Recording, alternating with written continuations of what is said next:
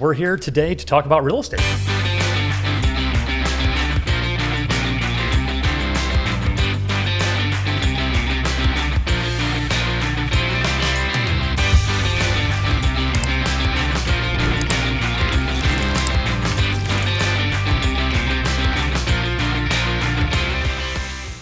Hello and welcome back to the Real Estate Unlimited podcast. My name is Sierra Steinmetz. Brian Schuby. Carrie Steele. Bill Jones. And we're the Jones home team. And this is episode 42. And I don't when this airs, I don't know what it'll be, but it is hot today. Yeah. So the air conditioning's luckily working. We're in good shape there.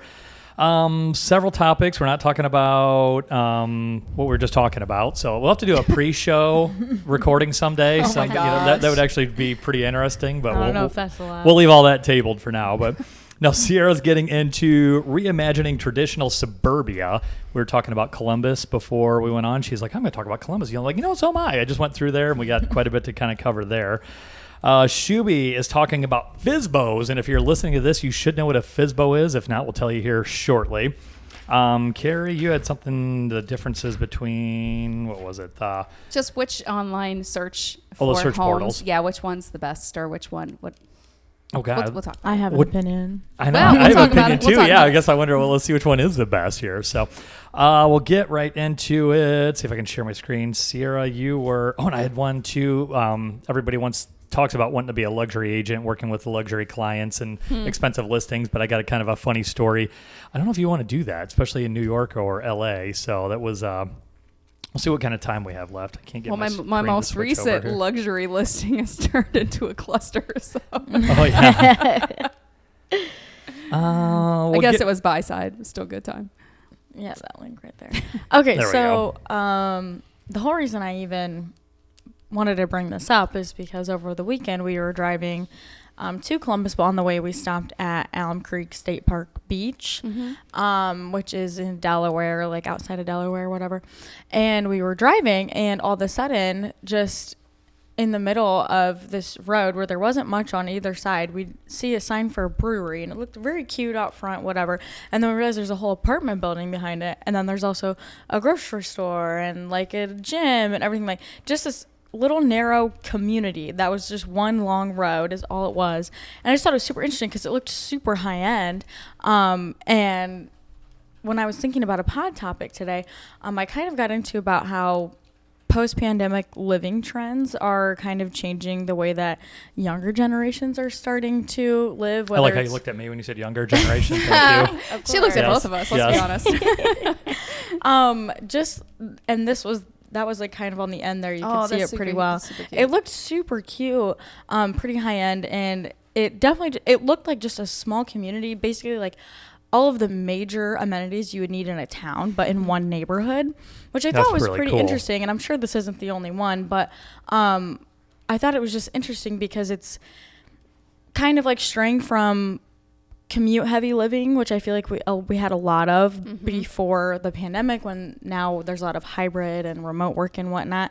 And so you were living where you were based on location, price, condition, whatever, and then commuting to work within whatever reason made sense to you. Whereas now with that hybrid and remote work being so more common, I feel like a lot of people, everyone loves to have everything right where you need it. Like everyone loves simplicity and just quickness. And so I feel like this is kind of growing these type of communities, like these multi-zoning communities for developers and whatnot. I love that. There's a lot of that, like in walking. I've probably been through there. I don't remember seeing it exactly though. But yeah, I mean, it was kind of all walking distance. Yeah, it was basically just like one big. It looked like a big subdivision, basically. Or not even big, I should say. Like, this is really just what we could see from the road there. A town square, like the downtown, almost everything kind of right there. And it had, I mean, like, I'm sure there's not like a post office and all that kind of stuff over there, but, or maybe there is, I don't know. But yeah, it was basically residential, commercial, like groceries, all that kind of stuff, all right there. And I just thought it was interesting because it's opting for a closer knit community, having everything in one place, kind of staying away from sprawling developments, big box store type of deals. And ultimately, I feel like it encourages interaction and connection and whatnot, because not only are you getting comfortable. Yeah, look at these pictures. Of course, they all Everybody's so happy. Right. And just kind of like that front porch style, like you get comfortable in your surroundings. Everything that you mostly go to is so close, and then you keep seeing those same people being your neighbors and whatnot so close to you. And I feel like I won't be surprised if a lot more of these type of community neighborhoods pop up, because realistically, I mean, if it's in your budget, it's kind of everything you need all right there within lakes walking for fishing, distance. fire pits, playgrounds, walking paths, bike trails, open areas, parks. And this was also not even 5 minutes down the road from the state park beach too. So where was this, close to in Delaware, or where was this? It was like right off of 23 there. Okay. Mm-hmm. So yeah, and then That's cool. Alum Creek was like a 5-minute drive, and they had signs for their farmers market, all kinds of stuff. I mean, like everything that you would picture like in downtown Tiffin, but along with a bunch of living spaces, apartments, condos, whatever it was. But that's some of the stats I'm talking about later here, is talking about Powell being like insane. Mm-hmm. So, that's kind of right in that neighborhood then too. So that's cool. Yeah, I just thought that was interesting, just kind of seeing it, especially just seeing it from the road as you're driving right. by. Just one big strip, almost like a big strip mall, but it was all of your living amenities, really. Any idea on the pricing? I haven't looked into the I'm pricing not sure. of that stuff then I too, didn't look if into that's affordable or not, or if that's out of people's price points. That's pretty cool. It looks like they have a lot of single family homes and too, kind of in the area. Mm-hmm. And maybe. I don't know if this is kind of like they have a bunch of different developments, if this is in other places or whatever, because what we saw was just kind of that front, just down the one big strip is what it looked like. They were starting to develop it. It's like to say, so maybe they'll expand into single family homes too. Right. Right. Like the modern day Norman Rockwell, you know what I mean? Just slice of America. Mm-hmm. Yeah. That's kind of cool. I like it. So yeah, I just thought that was interesting. All right. More to come on that here, so we'll circle back to Columbus. But should you use an agent to buy one of those, Brian? We'll jump right into yours here. Yeah. So should you be a FSBO? What the heck's a FSBO? Yeah. So a FSBO, as we call them, are for sale by owners, reached an all-time low here in 2024. We're obviously now into 2025, and I got a chart here somewhere you gave me. Yeah. What did I do with it? There we go. Maybe. There you go. So you can kind of see, I can't really read. Can't read the. 1985, it was 21%, and now we're down near 6%, 7% in 2024. That is not interest rates, folks. So that's not 21 to 6%. It might have been. Probably not too far off. So for sale by owner, sellers typically net less than agent-assisted sellers. Homes sold as for sale by owners fetched a median of $380,000, significantly lower than the $435,000 median for agent-assisted sales then. So obviously one good reason to use an agent. They can probably net you more money than what you're expecting. And again, I think a lot of that goes with sellers trying to pull their own comps or look at their own numbers, whereas an agent can maybe do that a little bit better. They're more familiar with the market, rather than a for sale by owner. Or as we've kind of ran into a couple instances, Bill, for sale by owners pricing their own homes and then they're sitting on the market for twice as long. The one across the street sold for X, and it's like yours is not like the one across the street. Yeah. Or just the emotional attachment. Yes. Oh, that one's... The market's different. I was that way as a FSBO. The emotional attachment. We were there 12 years. Mm-hmm. So. But I mean, again, we've ran into a lot of, finding a good agent as well. Obviously, if a homeowner thinks their home is worth X and you say, hey, it's only worth this, they're probably going to find an agent who's willing to put it up for what they want. Yeah, tell them what they want to hear. Yeah, they'll buy their listing and, it'll sit on the market for 6 months. But ultimately, someone's going to wind up getting it done. Who's it going to be? Right. So probably me, because I tend to get those. Right. So the thing that jumps out at me with that then, so in 84 was 15%, then it jumped up to 21%. We're doing it on their own for like a year. Then it's like fallen almost steadily ever since. I don't know what changed between... I mean, I actually was around then, but I wasn't paying attention to the real estate market then, so I have no idea. That's kind of weird. Probably time. I think people have less time, and so they're just willing to hand it over and say, here, just take care of it. Just get it done. Yeah. Or they don't want to deal with all the crazies. Well, yeah, because if you put something on Facebook Marketplace, you get people from all over that are like, what are you doing, land contract? Yeah. Can we make a trade? That's my land contract. Can we make a trade? Make a trade. I got a $600 John boat. Yeah, that happens a lot then too. And you can get a lot of traffic on the marketplace, Facebook stuff and things like that, but it's way not different always than the kind of market that you somebody want. who's qualified, I guess, to actually buy Yeah, it. most of those people probably aren't pre-approved or talked with the lender. They just want to go look at it, and then after they go waste your time, they get, hey, can we land contract it? Well, no, if you would have said that up front, I wouldn't have wasted anybody's time. Right. I had a funny story here that kind of made me think of that here. I said I didn't put it in my notes here, right? But let's see if I can find it. So what's the key takeaway, Brian? You need to, for goodness sakes. Get an agent. List your home with an agent. You need an agent here. So talking about, I didn't intend to include this here. Matt Wilson, don't know him, but he guy sounds hilarious. I think he's a lender of some kind. So the one thing buyers keep doing that instantly kills a deal that no one talks about. This one still haunts me. A buyer reached out, said that he was ready to go, said that they had the income, said that all things lined up, ready to go. Asked for documents, pay stubs, W-2s, the usual. She said, yeah, I'll get around to it. Meanwhile, she toured homes, fell in love with one, wrote an offer, got it accepted, paid for the home inspection. Still hadn't seen those docs, and then when I finally did, it turned out her income wasn't what she thought it was. Her job history didn't line up. She wasn't qualified, probably couldn't rent a porta potty. Just the whole deal fell apart. She lost the house, she lost the inspection money, wasted her agent's time, and wasted the seller's opportunity to sell with someone who was actually ready. And it went on and on and on. It was pretty hilarious. But yeah, that's the kind of stuff I think you would run into, if you're not working with an agent. That sounds great. This person's cash or whatever. Yeah. They say it's cash, but then they don't realize they still have to get financing through a bank to pay for it's a loan. Yeah. They just don't know. And you got to go through all the things too. So it's a key takeaway. Use an agent. Yeah. Right? That sounds self-serving, Brian. I don't know. I was going to say, I kind of like Carrie's point. I've talked with a client before.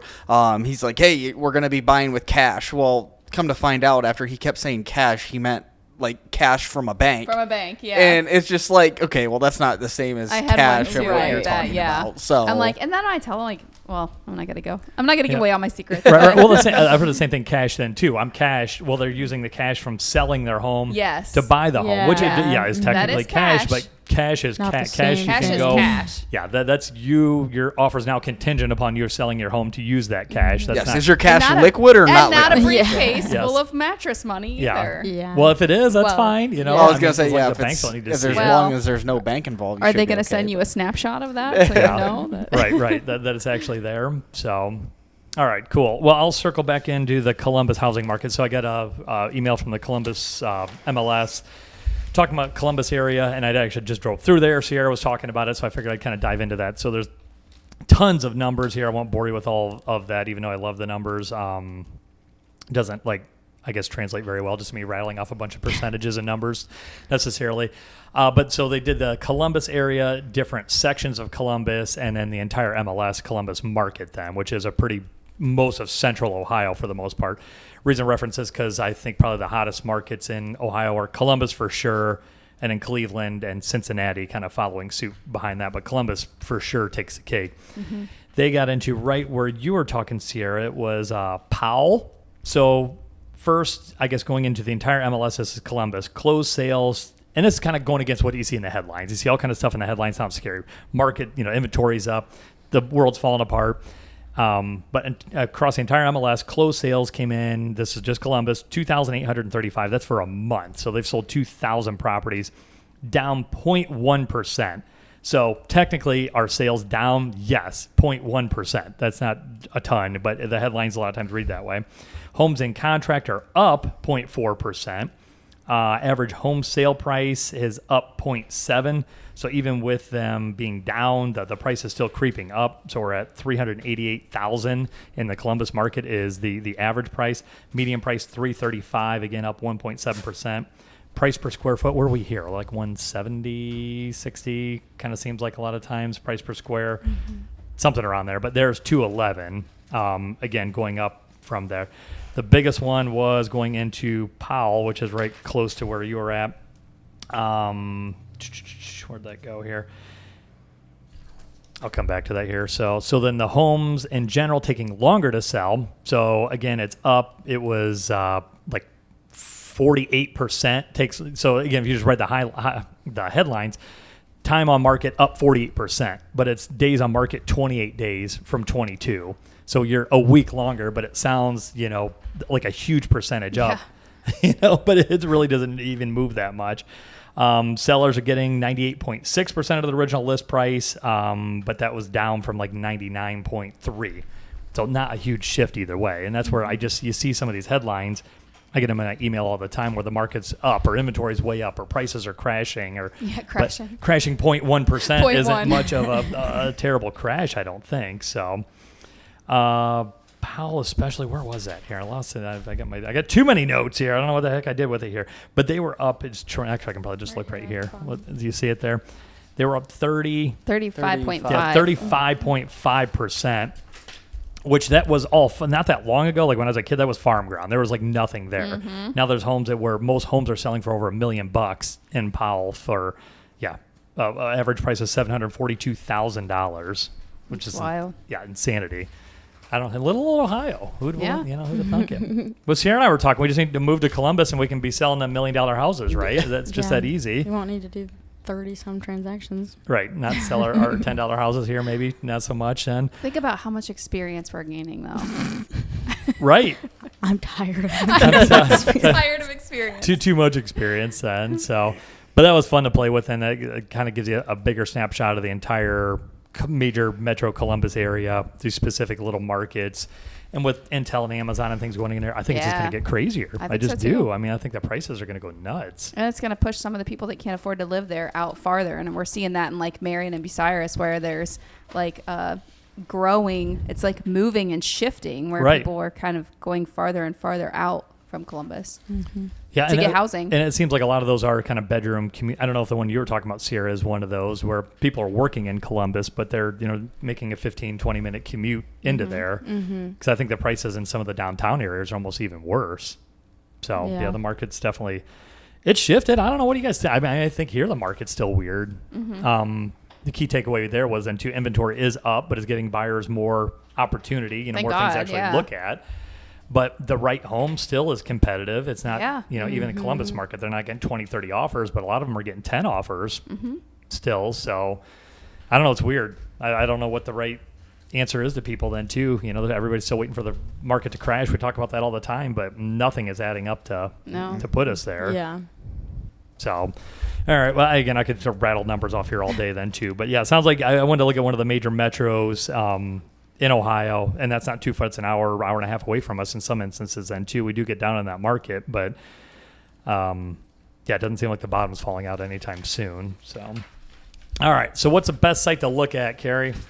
Well, and I wanted to kind of talk about that because for me personally, I tend to use Zillow just because I get so many emails from them, but that doesn't mean I like Zillow more than the others. Realtor.com, I think I've found to be the fastest uploading from the MLS, which I mentioned before. But interesting enough, I was watching TV over the weekend and I saw a Homes.com commercial, and their pitch was they're selling the call directly to the listing agent, which if you ask me, that's how it should be. I've gotten a lot of Zillow leads and that's great.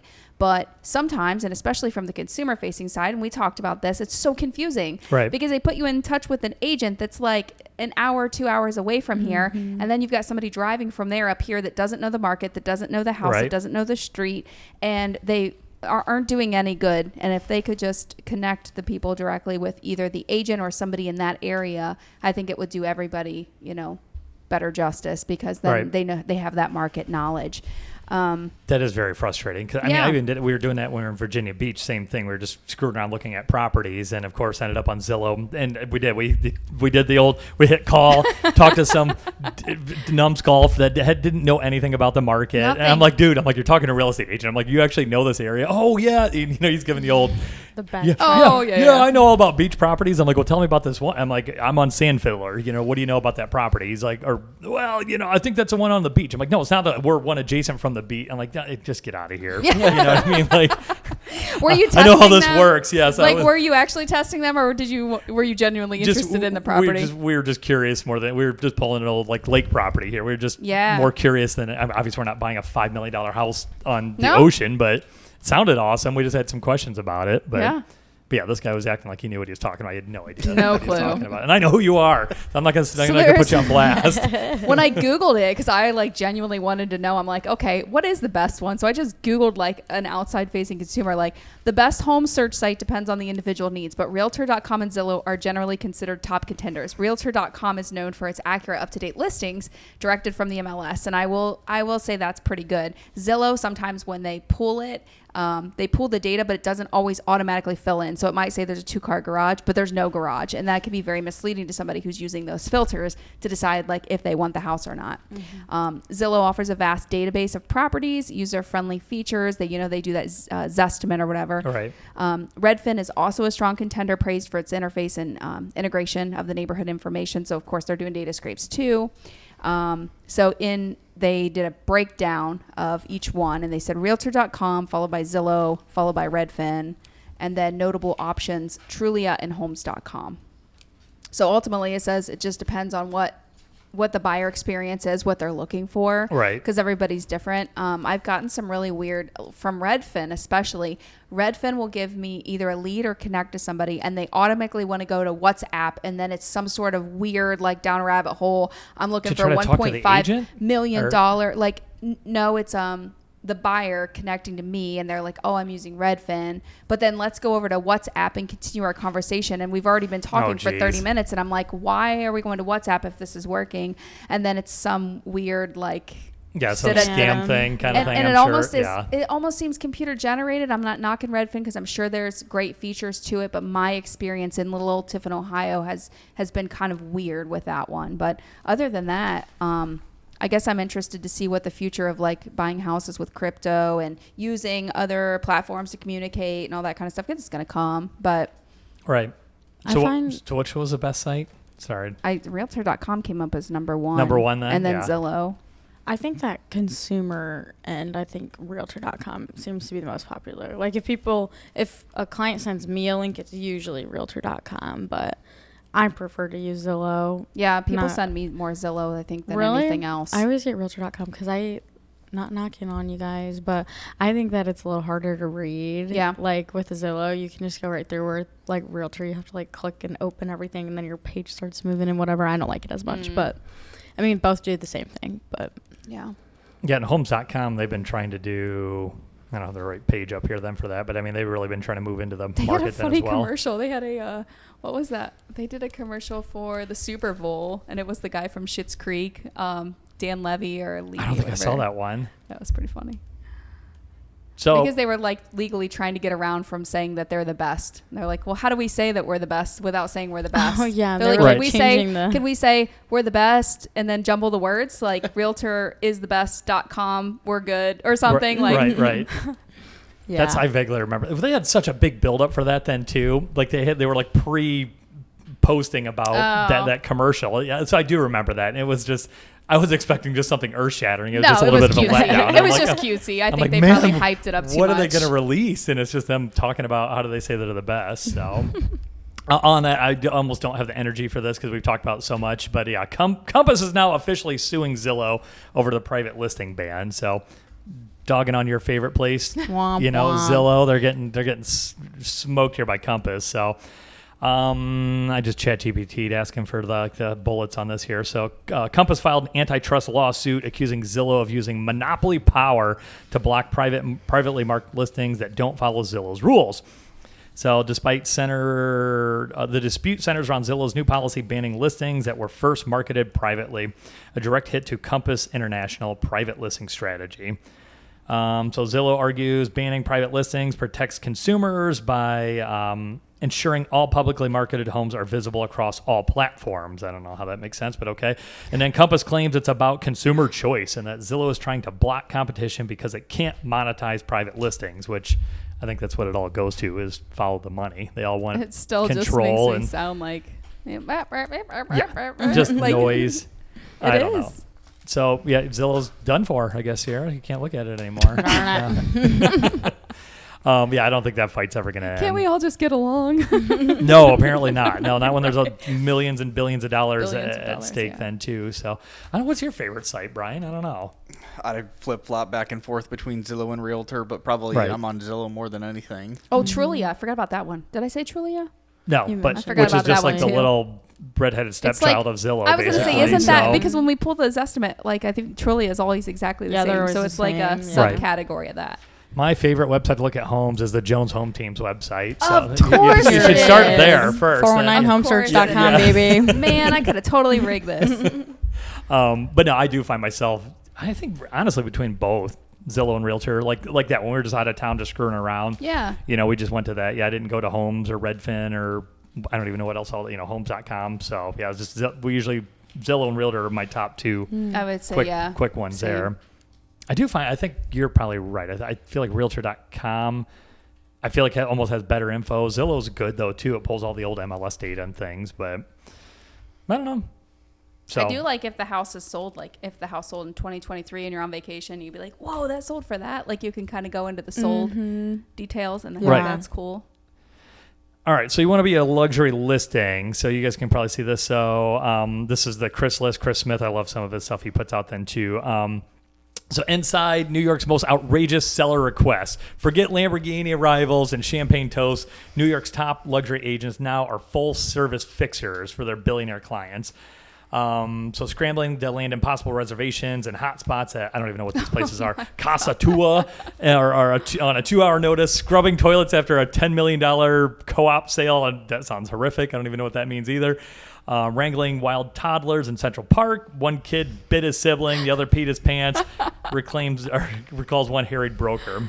So, but in Manhattan, this isn't the only place under siege. Washington, D.C., Daniel Hyder's team, the TTR Sotheby's, has fielded client requests ranging from live holiday choir performances in their foyer, pop-up private museum tours, securing exclusive dining experience that normally sell out months in advance. And then you go into Los Angeles, Beverly Hills, firms like the Altman Brothers, which, who is that? I feel like I should know who that is. I think we talked about them. I don't know if it's one of them TV things or not. They offer door-to-door white glove concierge packages, arranging everything from yacht rentals, backstage concert passes, to Patek Philippe watch previews. Which what in the world is that? No idea. That's like a luxury watch. Like better than a Rolex kind of Yeah, I thing? think so. Yeah, you see how much luxury stuff I'm circling around, I guess, then. Within 2-hour notice and Michelin star restaurant reservation. So back in New York, one broker had a client that demanded a $550 headphones in lieu of a celebratory dinner and closing of a rent deal. I don't know what headphones like are $550 beats. I don't I even would know. say headphones. Apple. The other one yeah. looks like a watch preview. Like that one looks like more like a, like when you do like a movie preview, like watching TV, not watch. Is That's that what it what sounded they're like. requesting to Yeah. be their Right? they're Yeah, them they want the doing their real estate agent to arrange this stuff. I want dinner tonight at wherever. I mean, some if you random make five-star $2.8 restaurant. million on a sale, I think that's the least you can do. Yeah, but I Maybe. wouldn't even know where to start. Right. Like, who do I call? mean- Like, just Right. thinking about is that the. considered an inducement? I mean, right? Yeah, I don't know. I guess it should be disclosed if you're doing things like that. Oh, that's if I'm true. if I'm supplying anything of value, I mean, we have our box truck. We offer people that's technically an inducement. It's not I a was gonna say Yeah. we're at Shuby and I are at $2,000 and $3,000 sales, sweating like profusely loading up a box truck, Right. and that's for like $2,000 to $3,000 commission. yeah. So if you're getting a $2 million commission, you best be lining up a yacht and a 5-star dinner on Babysitters. short notice. Yeah. Just thinking of like the Rolodex of people that like you have to have a guy for your yacht, Yeah. like Yep. last minute yacht request. And I need the fancy watch collections brought to this person's house Yeah, immediately. that's and- insane. That's like a whole year worth of prep work, but I don't think like event planners. I almost feel like that's self-created then too, because since when did a Sure. real estate agent become like Right. the tour guide to the When you're to the stars? desperate I to guess. be everybody else's business, like when you want to be the go-to. Yeah, to me, like concierge, like I'm gonna make this deal easy for you. I'm gonna, the deal we were just That's talking it. about. I You know what I mean- mean? You arrange everything you can and doing all that, but me going to the next level, like, okay, how about we, fancy you around in a limo today because we're touring houses, I guess. But Get in the Subaru. We're going to Walmart. right, yes, people be looking for that. So I guess what I'm getting at is be careful what you wish for. Everyone wants to be the luxury agent selling the big expensive homes, but maybe we just count our blessings. We're in little Northwest Ohio. And we don't even have That's crazy. That'd be so fun though. Patek Philippe watches. Stressful, Even but- there's probably not even one in Ohio. I almost don't want to know. Google that, see what pops up then from that. So fun stuff. So you moving to Columbus and getting yachts lined up? Maybe. Yeah. Watch me. Watch me. Watch me. All right. Well, it's been fun. I like that kind of stuff. So I'm going to look up those brothers. I swear we've talked about those Yeah, I think brothers so. and wherever they were then, too, the Altman Altman brothers. brothers. I'll have to look them up. You know what? I'm going to go there and start Zillow and things. They're like, yeah, I want to look at these $10 million houses. You want to pick me up in a yacht? You think they'd make me check my credit or get pre-approval letter first? No. Probably. No. Probably. They let anyone do that. I don't know. They do here, like 500,000. They're like, yeah, we're gonna need a pre-approval for that. Right, right. Literally. I mean, I can bullshit my way into a lot of situations. I don't know. Well, I almost want to try it. Into so. or You out would be of. the Both. one. Yes. You Both, would be the yes. one to figure it out. Right, right. All right, we'll leave it there. That's episode 42. Thanks for stopping by. I don't know what we're talking about 43. I don't think we even got that far Stay yet. tuned. Right. Come on back. If we haven't melted by then. Yes. Like, subscribe, do all those fun things. We will see you next time, folks.